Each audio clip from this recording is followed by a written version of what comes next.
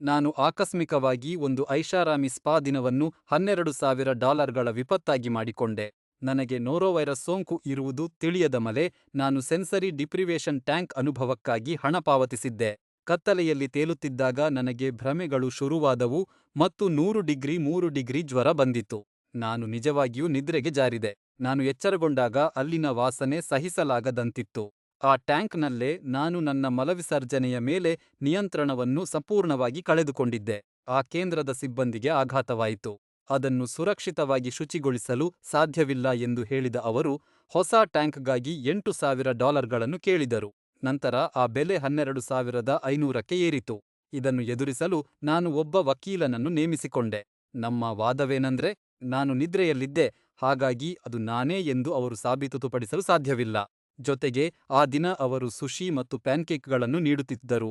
ಬಹುಶಃ ಅವರ ಆಹಾರದಿಂದಲೇ ನಾನು ಅನಾರೋಗ್ಯಕ್ಕೆ ಒಳಗಾಗಿರಬಹುದು. ನನ್ನ ವಕೀಲರ ಶುಲ್ಕವೇ ಆ ಟ್ಯಾಂಕ್ನ ಬೆಲೆಗೆ ಸಮನಾಗಿತ್ತು. 2 ವರ್ಷಗಳ ನಂತರ ಕರ್ಮಫಲ ಸಿಕ್ಕಿತು. ನನ್ನ 18 ತಿಂಗಳ ಮಗ ಬಾತ್ಟಬ್ನಲ್ಲಿ ಮಲ ವಿಸರ್ಜನೆ ಮಾಡಿದನು. ಇಂಟರ್ನೆಟ್ನಲ್ಲಿ ಒಬ್ಬ ಅಪರಿಚಿತ ವ್ಯಕ್ತಿ ಇದನ್ನು ಸರಿಯಾಗಿ ವಿವರಿಸಿದ. ತಂದೆ ಹೇಗೋ ಮಗ ಹಾಗೆ